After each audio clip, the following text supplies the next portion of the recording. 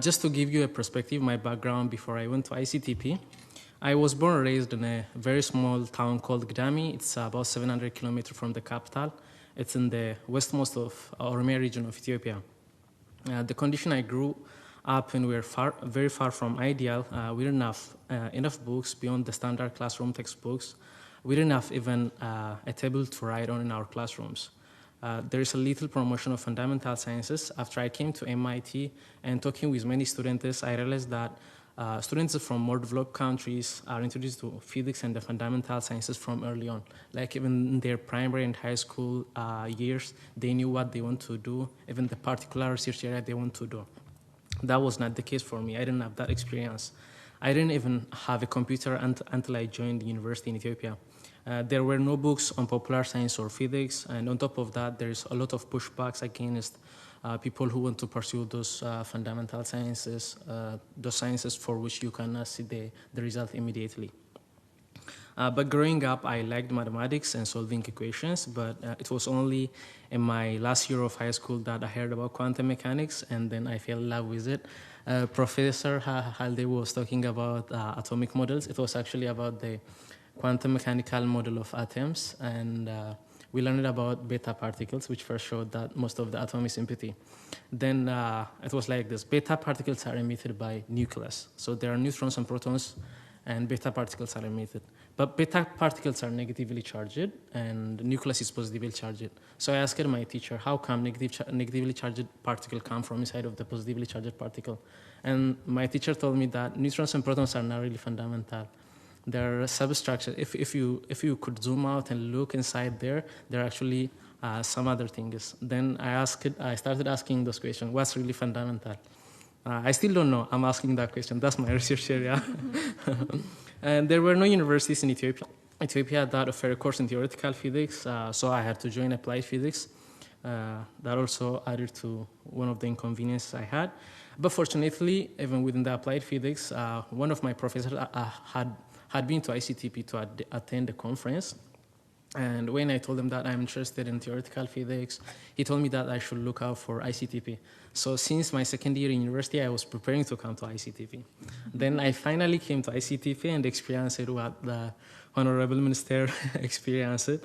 It was like stepping into a new world. In Ethiopia, I didn't have friends to share my passion of physics with. Then I came to ICTP. My friend Isai from Peru, like we wait until we leave the classroom because we were excited about the very topic we learned it to discuss with each other. It was amazing. And it was very intensive. It was not simple. And my background was not strong. Even for students whose background was relatively strong, it was very difficult. It was very scary. But what got me through is, and what I appreciated about ICTP the most is that the people there truly believed in us and what they were doing.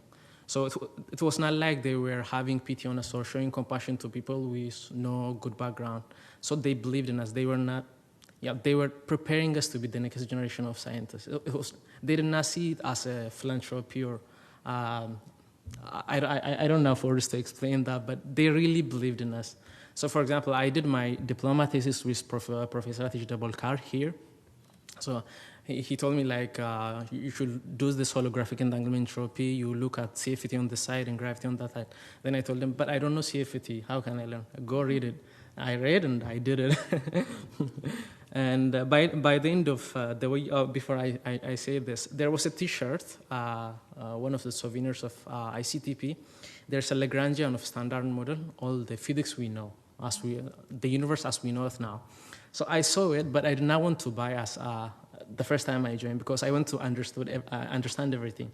Then I did 8 courses in 8 months, and by the end of the second course of standard model, I could do computation with every single term in the formula. Then, when we first joined, they recommended us that we go to colloquium, listen to the seminaries, but at first it was very daunting because it feels like not even language. It was something else. Then by the end of my program, I could talk to the speakers, ask questions, meaningfully contribute. My diploma thesis was on holographic entanglement entropy.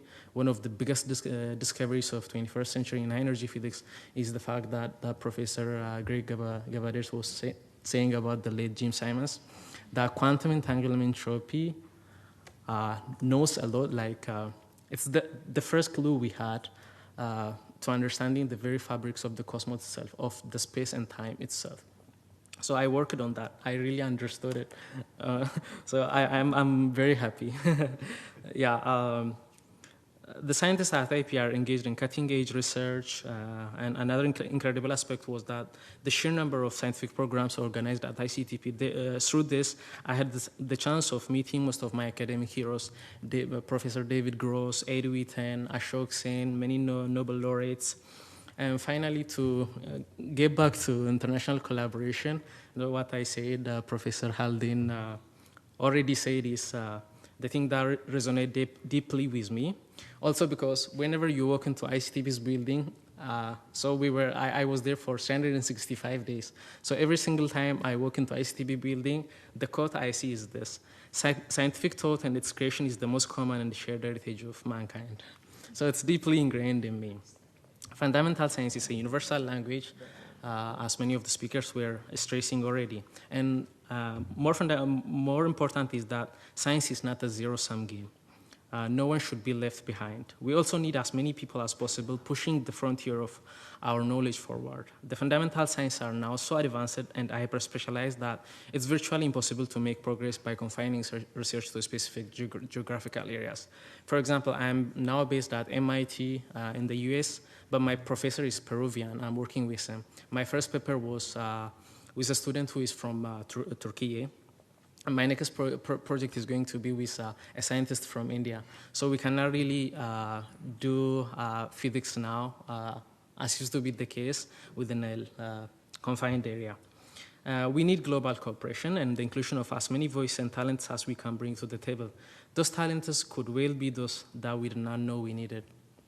And I'm grateful to have been given the opportunity to be one of those contributing to that frontier.